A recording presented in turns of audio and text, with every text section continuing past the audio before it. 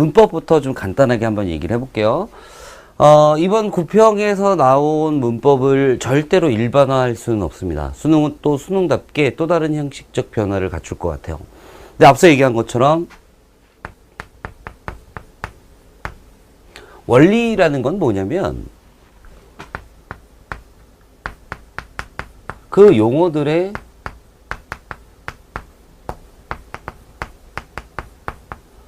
정확한 개념이에요.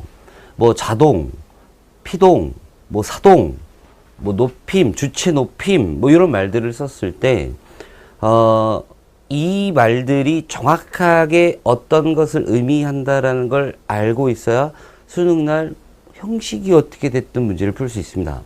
그래서 문법 공부를 아마 지금부터 시작해서 수능 볼 때까지 한 번 정도는 좀 총정리한다는 마음으로 공부를 하실 것 같은데, 그때 좀 더 신경 썼으면 좋겠는 게, 알고 있는 것을 알고 있는 수준에서 무의미한 반복은 하지 마세요.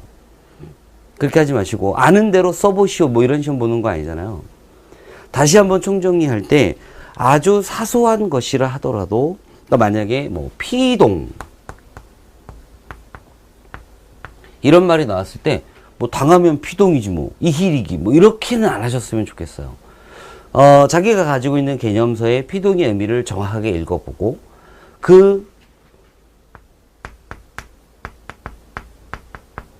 개념서에서 제시하는 사례와 연결해보고, 그리고 그 피동의 다양한 특징들, 문법 현상들이 있을 겁니다. 다시 한번 정리하고. 그래서 개념, 사례, 특히 사례 볼 땐 좀 중요한 것 같다 그러면 어느 정도 숙지하셨으면 좋겠고요. 자, 다음 암기인데요. 최소한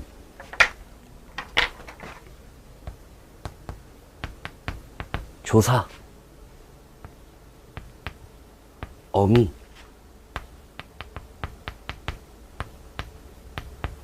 접두사가 됐든 전미사가 됐든 얘네들은 조사, 어미, 접사들은 공부를 하면서 어떤 사례들이 나올 거 아니에요. 뭐 부사격 조사, 부사형 전성 어미, 부사파생 전미사 이런 게 나올 거 아니에요.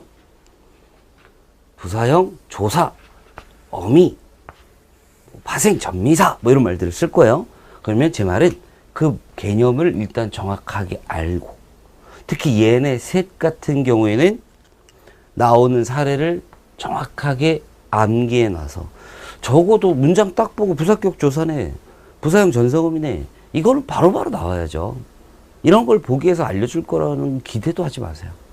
그러니까 이런 걸 좀 정확하게 알아뒀으면 좋겠고, 이걸 현대 국어도 해야 되지만 중세 국어도 하셔야 됩니다.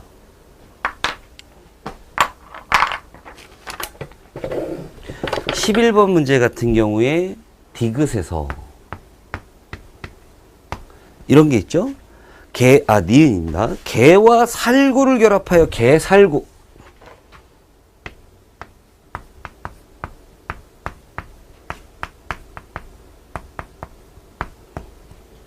살구는 누가 봐도 명사예요.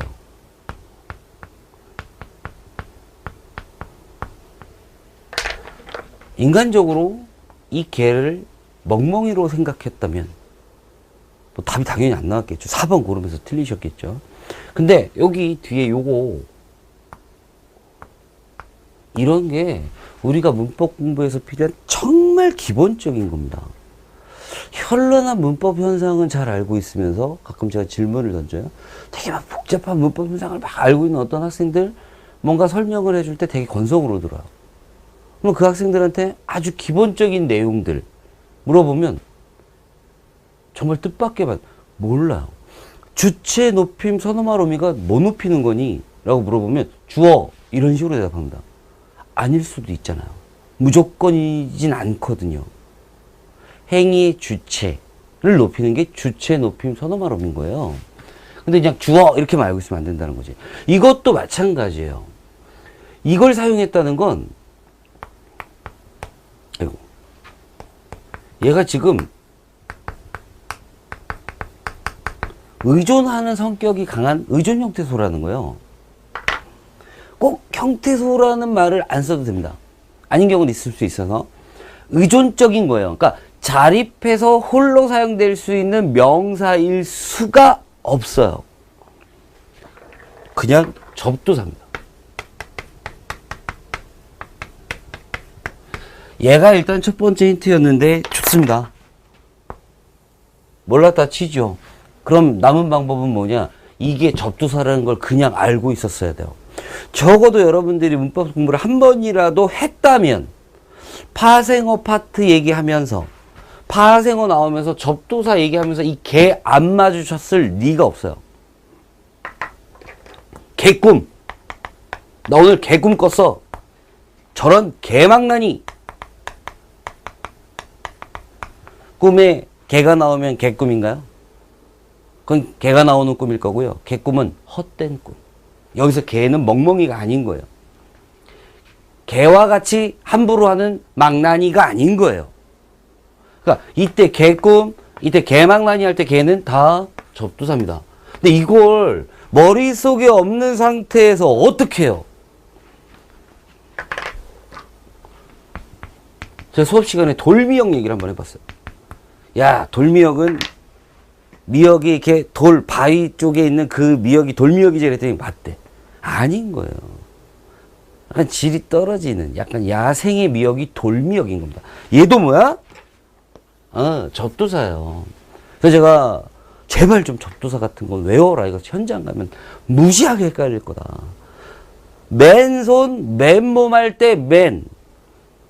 너 맨 뒤로 가 할 때 맨. 달라요. 근데 제 설명을 지금 딱 듣고 난 저 두 개 구별해. 그러면 정말 여러분 공부 지금 잘하고 있는 거고요. 뭐가 되는 거야? 순간 이런 느낌이 들면 헛공부하는 거일 수도 있습니다.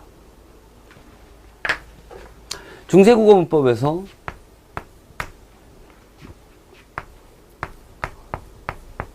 예, 또 상황 따라서 나오는 예, 요렇게 생긴 애들이 있어요.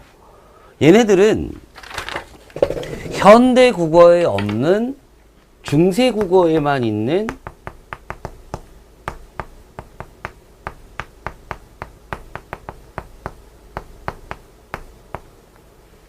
뒤에 제가 뭐라고 쓸 것 같아요? 선어말 어미 인 거예요. 외우셨어야죠. 보자마자 뭔 소리야 이게, 이런 식으로 했었어야 됩니다. 그러니까 14번 같은 경우에 5번 선지 보잡고를 보면 미음 딱 봤더니 듣는 이는 누구야? 청자야. 상대겠죠? 를 높이는 선어말 어미가 아니라 그냥 이건 객체 높임인데? 라고 하지 않으면 14번 문제 어떻게 풀어요? 이런 것들이 문법에도 암기가 필요하다. 그리고 사실 문법은 암기하는 거예요. 자, 다시 원점으로 돌아가서 다시 한번 부탁드립니다. 문법 우리 수능 보기 전에 총정리 한번 하자. 그때 기본적으로 알고 있는 것들을 다시 한번 확인하는 과정도 필요하겠지만 내가 소홀히 해서 대충 알고 있는 것들의 개념, 사례, 특징을 한번 정리해보자. 그러니까 아는 걸 또 보자라는 느낌이라기보다는 내가 알고 있는 걸 좀 더 정확하게 하자. 혹시 내가 5개 중에 2개만 알고 있는데 나머지 3개도 알아두자.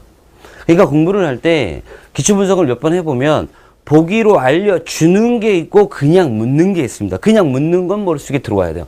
그게 대표적인 게 조사, 어미, 접두사, 전미사.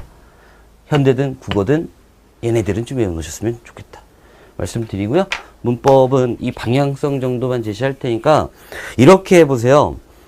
모의 수능 치르셨잖아요.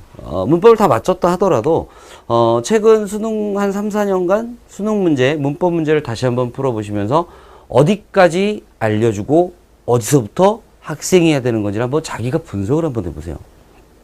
그러면 내가 공부해야 될 거리가 확실하게 나옵니다.